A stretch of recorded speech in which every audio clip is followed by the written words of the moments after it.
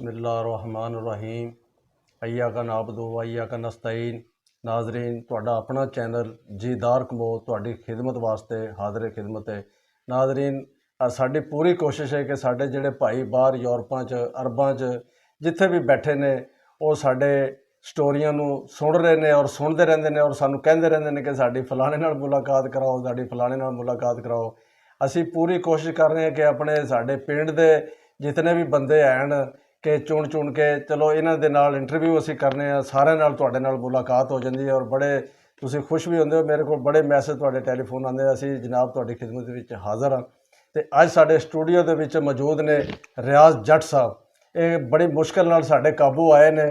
ये जनाब तुहानूं पता है ये अरब मुल्क च हुंदे ने, सऊदीया। ये उत्थों आए सन ते असीं इन्हां दे मगर लगे सी, इन्हां कोलों असीं टाइम लिया बड़ी मुश्किल नाल। ते अज असीं इन्हां कोलों इन्हां दी हालात जिंदगी दे बारे च पुछने आ कि इन्हां ने पहलां तलीम हासिल कीती, फिर मसले कि ये पढ़ लिख के फिर किस तरह बाहर गए, फिर बाहर दी जिंदगी किस तरह गुजरी है। अस्सलाम वालेकुम जी रियाज साहब। जी वालेकुम सलाम। रियाज साहब, तुसीं सानूं ये दसो भी तुसीं पहले ते तलीम कित्थों हासिल कीती ते कितनी क्लासां पढ़ियां ने, तुसीं कितनी तलीम हासिल कीती? जी अलहमदुलिल्लाह, जिस तरह असी एक मिडल क्लास फैमिली तो बिलोंग करने हैं। ज़बरदस्त। तो मैं बचपन की जी मेरी तालीम है वो प्राइमरी स्कूल नंबर 2 तो है। अच्छा। और अलहमदुलिल्लाह प्राइमरी स्कूल नंबर 2 च असी पोजीशन होल्डर हाँ। ज़बरदस्त, माशाअल्लाह। और असी स्कॉलरशिप भी उतों हासिल किया। ठीक है। उत्ते मेरा कंपीटिशन एक्चुअली रहा है। वजात महर साहब सन मेरे क्लास फैलो ने, जी जी आसिफ चदर साहब सन। जी। प्राइमरी च असी तीनों जड़े हाँ असी स्कॉलरशिप हासिल किया और गुजरांवाला डिवीज़न च साड़ी एक खास पोजीशन है। ज़बरदस्त, माशाअल्लाह माशाअल्लाह। जी उस तो बाद असी अपना मांगट दा ही हाई स्कूल जिहड़ा है गौरमेंट हाई स्कूल उसनों असी ज्वाइन किया। ठीक है। और अलहमदुलिल्लाह हाई स्कूल च भी साड़ी एक अच्छी पोजीशन रही, हर क्लास च असी माशाअल्लाह दिलचस्पी नाल क्योंकि पढ़ते माशाअल्लाह रहे। माशाअल्लाह। तो ते असी कितनियां क्लासां तुसीं पढ़े जनाब असी मांगट च? सर मांगट असी मैट्रिक किया है साइंस ठीक है। नाल। वाह असी माशाअल्लाह। साइंस ग्रुप च हालांकि साइंस बहुत मुश्किल है। जी सर असी A+ ग्रेड च मार्क्स हासिल किए। और ठीक है। अलहमदुलिल्लाह मेरी जी क्लास सी वो सारे ही लड़के जिहड़े ने इस वक्त अच्छी पोजीशन च ने। माशाअल्लाह उस च माशाअल्लाह। ज़्यादा लड़के बाहर सैटल ने और अच्छा। अच्छी पोजीशन च ने। पाकिस्तान च भी अगर कोई जॉब कर रहा और डिस्ट्रिक्ट लैवल के अफिसर ने कुछ मेरे क्लास फैलो, यानी कि साड़ी एक अच्छी क्लास सी ठीक हो जिहदे गया च जितने भी लड़के ने जी। वो अल्हम्दुलिल्लाह ऑलमोस्ट वो अच्छी तरह यानी कि अच्छी पोजीशन च गए ने। माशाअल्लाह माशाअल्लाह, ज़बरदस्त जी। ते फिर मांगट तो अलावा फिर कित्थे तलीम हासिल कीती? असी सर मांगट तो इलावा असी government technical college of technology रसूल जिहड़ा है जी जी। ये असी ज्वाइन किया। और माशाअल्लाह ਇਹਦੇ माशाअल्लाह। ਵਿੱਚ ਅਸੀਂ सिविल इंजीनियरिंग की ठीक है। DAE कंप्लीट किया माशाअल्लाह। गवर्नमेंट कॉलेज ऑफ टेक्नोलॉजी रसूल जिहड़ा कि पाकिस्तान का एक फेमस कॉलेज है। जी। और सिविल इंजीनियरिंग कंप्लीट किया। माशाअल्लाह माशाअल्लाह। उस तो बाद ये 3 साल का कोर्स? जी सर एसोसीएट सिविल इंजीनियरिंग का 3 ठीक है। साल का साडा जी जी। कोर्स सी। उस तो इलावा असी फिर क्योंकि साडा शौक सी ठीक फिर है। मैं प्रिस्टन यूनिवर्सिटी ज्वाइन की। अच्छा, ये किहड़ी जगह? इस्लामाबाद जी अच्छा। प्रिस्टन कैंपस जिहड़ा है उसके थ्रू असी जिहड़ा है B.Tech ऑनर कंप्लीट किया। माशाअल्लाह। लेकिन B.Tech ऑनर जिहड़ा है वो मैं अपनी जॉब के दौरान जिहड़ा है वो कंप्लीट किया। अच्छा। इस तो इलावा फिर मैं क्योंकि बाहर चला गया सऊदी अरेबिया असी बड़ी यानी जॉब कि इस्लामाबाद वाली मुकम्मल करके?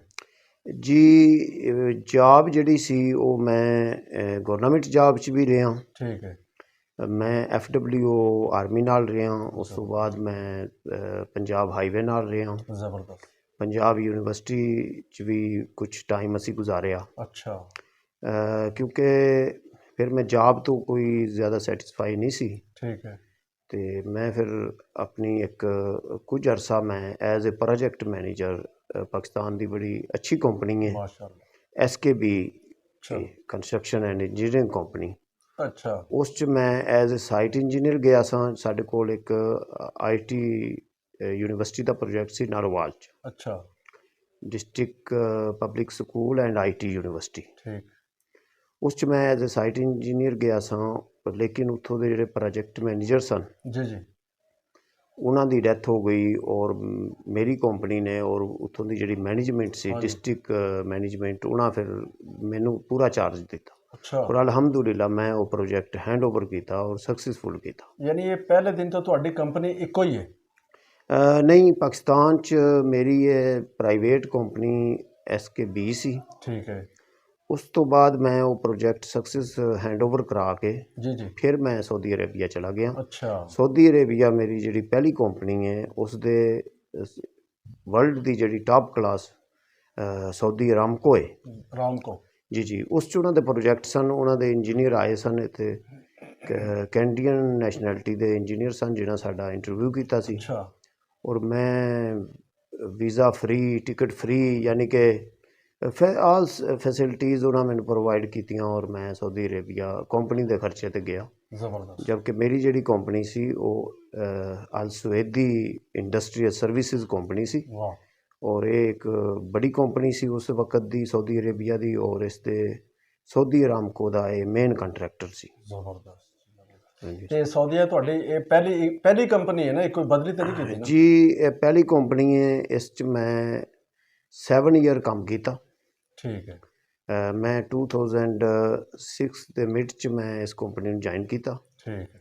ਔਰ 2012 ਨਵੰਬਰ 'ਚ ਮੈਂ ਫਿਰ ਇਸ ਤੋਂ ਸਕਿਪ ਕਰ ਗਿਆ। ਅੱਛਾ। ਫਿਰ ਮੈਂ ਦੁਬਈ ਚਲਾ ਗਿਆ। ਦੁਬਈ 'ਚ ਮੈਂ ਇੱਕ ਨਰੋਲ ਕੰਪਨੀ ਸੀ, ਉਸ ਨੂੰ ਜੁਆਇਨ ਕੀਤਾ। ਉੱਥੇ ਵੀ ਅਸੀਂ ਇੱਕ ਬੜਾ ਪ੍ਰੋਜੈਕਟ ਕੀਤਾ ਅੱਛਾ। ਅਬੂ ਧਾਬੀ 'ਚ। ਅੱਛਾ।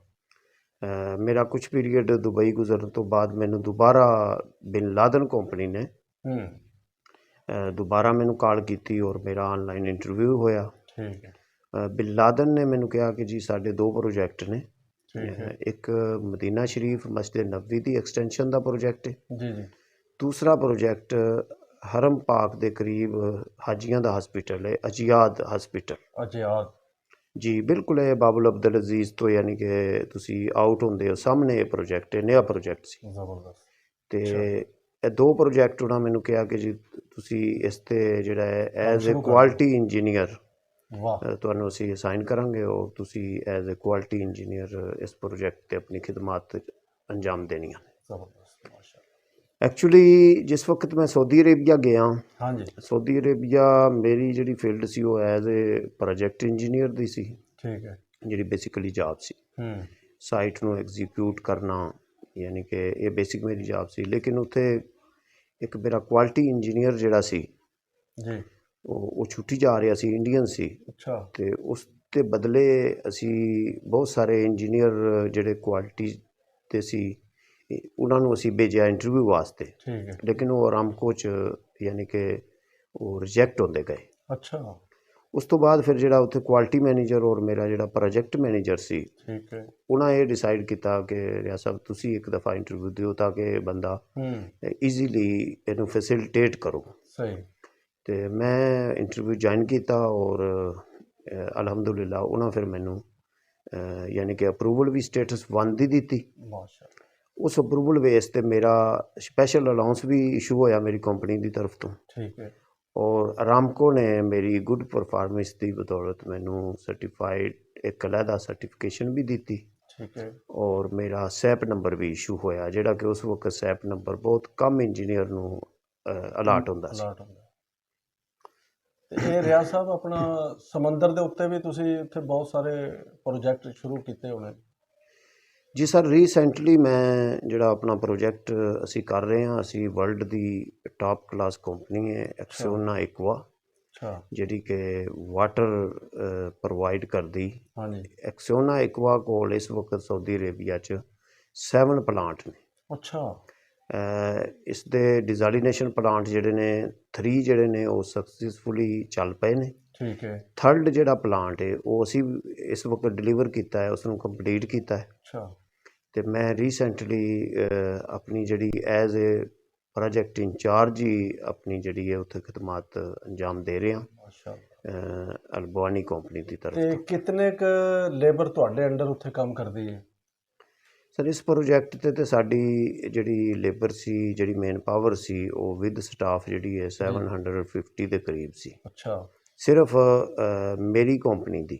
ਯਾਨੀ ਠੀਕ ਕਿ ਹੈ ਅਗਰ ਤੁਸੀਂ ਰੀਸੈਂਟਲੀ ਇੱਕ ਸਾਨੂੰ ਸਰਟੀਫਿਕੇਟ ਇਸ਼ੂ ਹੋਇਆ ਹੈ ਹਾਂਜੀ ਉਹਨਾਂ ਦੀ ਤਰਫ ਤੋਂ, ਜਿਹਦੇ 'ਚ ਅਸੀਂ 9 ਮਿਲੀਅਨ ਸੇਫ ਮੈਨ ਆਵਰ ਅਚੀਵ ਕੀਤੇ। ਠੀਕ ਹੈ ਯਾਨੀ ਕਿ ਓਵਰਆਲ ਮੈਨ ਪਾਵਰ ਜਿਹੜੀ ਸੀ ਉੱਥੇ ਉਹਨਾਂ 9 ਮਿਲੀਅਨ ਜਿਹੜਾ ਹੈ ਉਹ ਉਸ 'ਤੇ ਵਰਕ ਕੀਤਾ ਹੈ। 9 ਮਿਲੀਅਨ ਅੱਛਾ ਆਵਰ ਜਿਹੜੇ ਨੇ ਉਹ ਕੰਪਲੀਟ ਹੋਏ ਨੇ। ਮਾਸ਼ਾ ਲੇਕਿਨ ਮੇਰੀ ਜਿਹੜੀ ਕੰਪਨੀ ਸੀ ਉਸ ਦੀ ਮੈਨ ਪਾਵਰ ਜਿਹੜੀ ਸੀ ਉਹ 700 ਦੇ ਕਰੀਬ ਸੀ, ਅੱਛਾ 750 ਵਿਦ ਸਟਾਫ।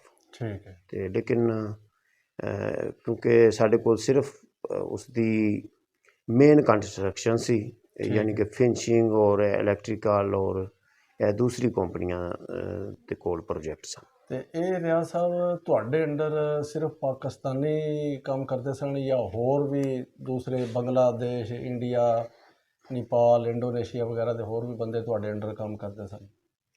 ਜੀ ਬੇਸਿਕਲੀ ਤੇ ਇਸ ਪਲਾਂਟ ਤੇ ਜਿਹੜਾ ਅਸੀਂ ਸੀ ਤੇ ਹੁਣ ਹੈਂਡਓਵਰ ਕੀਤਾ ਹੈ। ਠੀਕ ਹੈ ਇਸ ਪਲਾਂਟ ਤੇ ਆਲ ਨੈਸ਼ਨੈਲਿਟੀਜ਼ ਕੰਮ ਕਰ ਰਹੀਆਂ ਸੀ। ਅੱਛਾ ਇਹ ਜਿਹੜਾ ਪਲਾਂਟ ਹੈ, ਯਾਨੀ ਕਿ ਜਿਹੜੀ ਸਾਡੀ ਮੇਨ ਕਲਾਇੰਟ ਸੀ ਉਹ ਸੀ ਐਕਸੀਓਨਾ, ਜਿਹਦੇ 'ਚ ਸਪੈਨਿਸ਼ ਨੇ, ਅੱਛਾ ਸਪੈਨਿਸ਼ ਨੈਸ਼ਨੈਲਿਟੀ ਸੀ। ਅੱਛਾ ਔਰ ਪਾਕਿਸਤਾਨੀ ਜਿਹੜੀ ਸੀ ਉਹ ਮੇਨ ਪਾਵਰ ਕਾਫੀ ਸੀ। ਅੱਛਾ ਉਸ ਦੇ ਇਲਾਵਾ ਇੰਡੀਅਨ, ਬੰਗਲਾਦੇਸ਼, ਨੇਪਾਲ, ਫਿਲੀਪੀਨ, यानी कि तमाम नैशनैलिटी सन। पाकिस्तानी मैनेजमेंट कुछ एक्सोना की तरफ भी सी, ਅੱਛਾ जिहड़ी कि उन्हां लोकली हायर कीती सी। है। सऊदी इंजीनियर भी सन। ठीक है उस तो इलावा उत्थे दूसरी नैशनैलिटी अरेबिक नैशनैलिटी जिहड़ी सऊदी तो हट के वो इस प्रोजैक्ट ते अलो नहीं सी। ठीक है यानी कि मैनेजमेंट जिहड़ी ज़्यादा सी वो स्पैनिश सी, अच्छा और ਉਹਨਾਂ ਦੇ ਨਾਲ ਜਿਹੜੇ ਸਪੋਰਟਿੰਗ ਇੰਜੀਨੀਅਰ ਸਨ ਉਹ ਕੁਝ ਪਾਕਿਸਤਾਨੀ ਔਰ ਇੰਡੀਅਨ ਔਰ ਉਸ ਤੋਂ ਇਲਾਵਾ ਫਿਲੀਪੀਨ ਔਰ ਜ਼ਿਆਦਾਤਰ ਜਿਹੜੇ ਨੇ ਉਹ ਅਲਹਮਦੁਲਿਲਾ ਪਾਕਿਸਤਾਨੀ ਇੰਜੀਨੀਅਰ ਸਨ ਸਾਡੇ ਨਾਲ। ਤੇ ਇਹ ਰਿਆਜ਼ ਸਾਹਿਬ, ਇਹ ਜਿਹੜੀ ਤੁਹਾਡੀ ਕੰਪਨੀ ਹੈ ਇਹ ਸਿਰਫ ਸਾਊਦੀਆ ਦੇ ਅੰਦਰ ਹੈ ਜਾਂ ਇਹ ਬਾਹਰਲੇ ਮੁਲਕਾਂ 'ਚ ਵੀ, ਮਸਲੇ ਕਿ ਦੁਬਈ ਦੇ ਵਿੱਚ ਜਾਂ ਲੈਂਡ, ਸ਼ਾਰਜਾ ਵਗੈਰਾ ਜਾਂ ਮਸਕਤ ਵਗੈਰਾ 'ਚ ਵੀ ਕੰਮ ਕਰਦੀ, ਜਾਂ ਸਿਰਫ ਸਾਊਦੀਆ ਦੇ ਅੰਦਰ ਹੈ?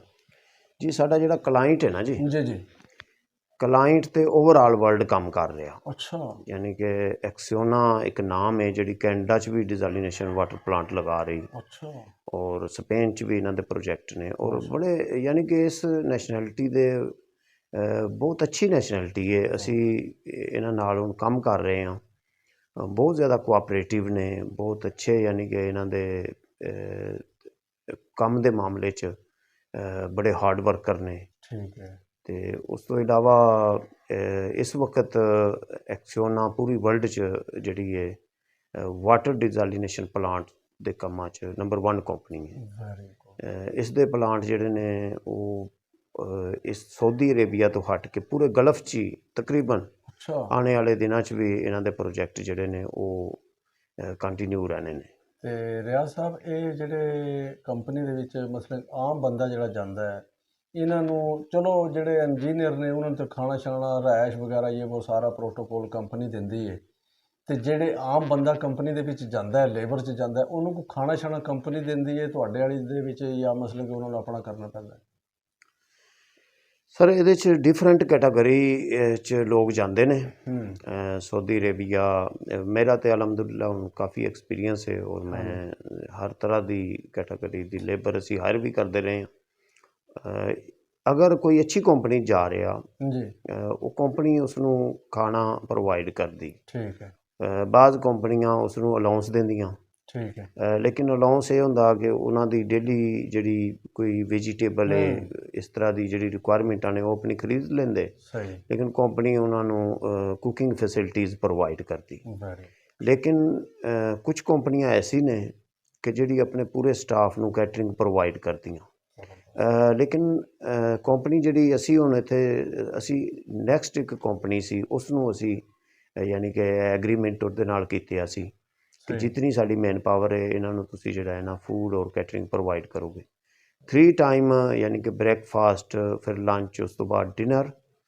ਵਰਕਰ ਨੂੰ ਡਿਨਰ ਜਿਹੜਾ ਹੈ ਉਹਨਾਂ ਦੀ ਅਕਾਮੋਡੇਸ਼ਨ 'ਤੇ, ਔਰ ਬ੍ਰੇਕਫਾਸਟ ਔਰ ਲੰਚ ਜਿਹੜਾ ਉਹ ਸਾਈਟ ਵਰਕ ਤੇ ਪ੍ਰੋਵਾਈਡ ਕੀਤਾ ਜਾਂਦਾ ਸੀ। ਠੀਕ ਲੇਕਿਨ ਜਿਸ ਵਕਤ ਵੀ ਤੁਸੀਂ ਕਿਸੇ ਅੱਛੀ ਫਰਮ ਨਾਲ ਕੰਮ ਕਰਦੇ, ਠੀਕ ਹੈ ਉਹ ਉਸ ਫਰਮ 'ਚ ਬੇਸਿਕ ਜਿਹੜੀ ਜ਼ਰੂਰੀਆਤ ਨੇ ਉਹਨਾਂ ਦਾ ਖਾਸ ਤੌਰ 'ਤੇ ਖਿਆਲ ਰੱਖਿਆ ਜਾਂਦਾ। ਠੀਕ ਹੈ ਵਰਕਰ ਦੀ ਫੂਡ ਦਾ, ਵਰਕਰ ਦੇ ਡਰਿੰਕਿੰਗ ਵਾਟਰ ਦਾ, ਉੱਥੇ ਮੌਕੇ 'ਤੇ ਅਗਰ ਕੋਈ ਐਮਰਜੈਂਸੀ ਹੁੰਦੀ ਉਸ ਨੂੰ ਯਾਨੀ ਕਿ ਤੁਸੀਂ ਫਸਟ ਐਡ ਦਿਓ, ਉਸ 'ਤੇ ਮੇਲ ਨਰਸ ਦਾ ਅਰੇਂਜ ਹੁੰਦਾ।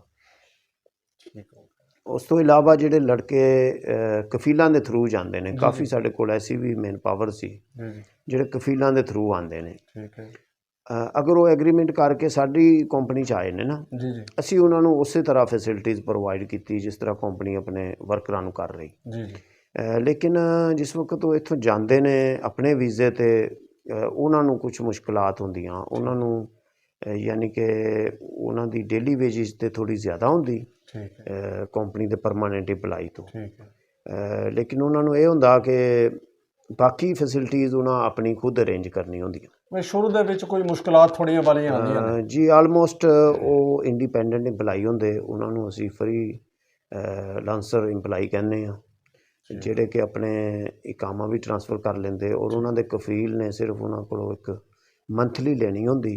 ਜੀ ਜੀ ਉਸ ਤੋਂ ਬਾਅਦ ਹਰ ਚੀਜ਼ ਦੇ ਉਹ ਰਿਸਪਾਂਸੀਬਲ ਹੁੰਦੇ। ਉਹਨਾਂ ਆਪਣੀ ਅਕਾਮੋਡੇਸ਼ਨ ਵੀ ਖੁਦ ਅਰੇਂਜ ਕਰਨੀ, ਯਾਨੀ ਕਿ ਉਹ ਹੁੰਦਾ ਇਸ ਤਰ੍ਹਾਂ ਕਿ ਉਹ ਕਿਸੇ ਦੋਸਤ ਦੇ ਥਰੂ ਜਾਂ ਕਿਸੇ ਅਜ਼ੀਜ਼ ਦੇ ਥਰੂ ਜਾਂ ਕਿਸੇ ਵੀ ਏਜੰਟ ਦੇ ਥਰੂ ਉਹ ਵੀਜ਼ਾ ਲੈਂਦੇ ਨੇ। ਠੀਕ ਹੈ ਉਸ ਵੀਜ਼ੇ 'ਤੇ ਉਹਨਾਂ ਜਸਟ ਇੰਟਰੀ ਹੁੰਦੀ ਉਹਨਾਂ ਦੀ, ਔਰ ਉਹਨਾਂ ਨੇ ਫਿਰ ਉੱਥੋਂ ਹੀ ਉਹਨਾਂ ਦਾ ਕਫੀਲ ਦਾ ਮੀਟਰ ਚੱਲ ਪੈਂਦਾ। ਠੀਕ ਉਸਨੇ ਆਪਣੇ ਕਫਾਲਤ ਦੇ ਪੈਸੇ ਵੀ ਦੇਣੇ, ਉਸਨੇ ਜਿਹੜੇ ਉਹਨਾਂ ਦੇ ਇਕਾਮੇ 'ਤੇ ਐਕਸਪੈਂਡੀਚਰ ਨੇ ਉਹ ਵੀ ਉਹਨਾਂ ਪੇ ਕਰਨੇ। ਯਾਨੀ ਕਿ ਅਗਰ ਕੋਈ ਫਰੀ ਲਾਂਸਰ ਜਾ ਰਿਹਾ, ਜੀ ਜੀ ਉਹ ਖੁਦ ਰਿਸਪਾਂਸੀਬਲ ਹੈ ਆਪਣੀ ਅਕਾਮੋਡੇਸ਼ਨ ਫੂਡ ਦਾ ਉੱਥੇ ਜਾ ਕੇ, ਠੀਕ ਔਰ ਉਸਨੇ ਉੱਥੇ ਜਾ ਕੇ ਕੰਮ ਕਰਨਾ ਹੈ ਔਰ ਉਸ ਦੀ ਇਨਕਮ ਜਿਹੜੀ ਹੋਏਗੀ ਉਸ 'ਚੋਂ ਕੁਝ ਉਸਨੇ ਬਚਾ ਕੇ ਆਪਣੇ ਕਫੀਲ ਨੂੰ ਦੇਣਾ ਹੈ, ਕੁਝ ਆਪਣੇ ਡਾਕੂਮੈਂਟ ਰੀਨਿਊ ਕਰਾਉਣੇ ਵਾਸਤੇ ਠੀਕ ਉਸਨੇ ਰੱਖਣਾ ਹੈ। ਲੇਕਿਨ ਬਹੁਤ ਸਾਰੇ ਫਰੀ ਲਾਂਸਰ ਜਿਸ ਵਕਤ ਅੱਛੀ ਕੰਪਨੀ ਨਾਲ ਐਗਰੀਮੈਂਟ ਕਰਕੇ ਉਹ ਆ ਜਾਂਦੇ, ਜੀ ਜੀ ਜਿਸ ਤਰ੍ਹਾਂ ਕਿ ਸਾਡੀ ਇੱਕ ਅੱਛੀ ਕੰਪਨੀ ਸੀ, ਹਾਂਜੀ ਅਤੇ ਅਸੀਂ ਹੁਣ ਤੱਕ ਉਹਨਾਂ ਨੂੰ ਯਾਨੀ ਕਿ ਅਕਾਮੋਡੇਸ਼ਨ, ਫੂਡ, ਟਰਾਂਸਪੋਰਟੇਸ਼ਨ ਅਸੀਂ ਉਹਨਾਂ ਨੂੰ ਪ੍ਰੋਵਾਈਡ ਕਰਦੇ ਰਹੇ ਹਾਂ। ਔਰ ਉਹਨਾਂ ਦਾ ਐਗਰੀਮੈਂਟ ਅਸੀਂ ਇਸ ਤਰ੍ਹਾਂ ਕਰਦੇ, ਯਾਨੀ ਕਿ ਅਗਰ ਕੋਈ ਖੁਦ ਟਰਾਂਸਪੋਰਟੇਸ਼ਨ ਔਰ ਅਕਾਮੋਡੇਸ਼ਨ ਔਰ ਫੂਡ ਆਪਣੀ ਅਵੇਲ ਕਰਦਾ, ਉਸ ਦਾ ਅਸੀਂ ਥੋੜ੍ਹਾ ਅਲੱਗ ਰੇਟ ਦਿੰਦੇ ਹਾਂ, ਅਤੇ ਜਿਹੜਾ ਵਰਕਰ ਸਾਡੀ ਅਕਾਮੋਡੇਸ਼ਨ ਔਰ ਟਰਾਂਸਪੋਰਟੇਸ਼ਨ ਔਰ ਫੂਡ ਲੈਂਦਾ, ਉਸ ਦਾ ਅਸੀਂ ਪਰ ਆਵਰ ਅਲੱਗ ਰੇਟ ਦਿੰਦੇ ਹਾਂ। ਠੀਕ ਨਾਜ਼ਰੀਨ, ਤੁਸੀਂ ਅੱਜ ਸੁਣ ਰਹੇ ਸੀ ਸਾਡੇ ਪ੍ਰੋਗਰਾਮ ਦੇ ਵਿੱਚ ਰਿਆਜ਼ ਜੱਟ ਸਾਹਿਬ ਨੂੰ। ਇਹਨਾਂ ਨੇ ਬਾਹਰ ਦੇ ਹਾਲਾਤ ਹਾਜ਼ਰਾ ਦੇ ਪ੍ਰੋਗਰਾਮ ਦੱਸੇ ਨੇ ਸਾਡੇ ਦੋਸਤਾਂ ਵਾਸਤੇ, ਸਾਡੇ ਭਾਈਆਂ ਵਾਸਤੇ ਕਿ ਇਤਨੀਆਂ ਆਸਾਨੀਆਂ। ਦੇਖੋ ਸ਼ੁਰੂ ਦੇ ਵਿੱਚ ਨਾਜ਼ਰੀਨ ਜਿਸ ਵੇਲੇ ਬੰਦਾ ਬਾਹਰ ਜਾਂਦਾ ਹੈ ਥੋੜ੍ਹੀ ਬੜੀਆਂ ਮੁਸ਼ਕਲਾਤਾਂ ਹੁੰਦੀਆਂ ਨੇ, ਫਿਰ ਆਹਿਸਤਾ ਆਹਿਸਤਾ ਉਸ ਮਾਹੌਲ ਦੇ ਵਿੱਚ ਉਹ ਮਤਲਬ ਕਿ ਮਸਤ ਹੁੰਦਾ ਜਾਂਦਾ ਹੈ, ਔਰ ਫਿਰ ਉਹ ਜਿਸ ਵੇਲੇ ਤਨਖਾਹ ਵੀ ਉਸਦੀ ਵੱਧਦੀ ਜਾਂਦੀ ਹੈ, ਉਹਦੀ ਆਦਤ ਵੀ ਬਣ ਜਾਂਦੀ ਹੈ, ਫਿਰ ਆਹਿਸਤਾ ਆਹਿਸਤਾ ਦਿਲ ਲੱਗ ਜਾਂਦਾ ਹੈ।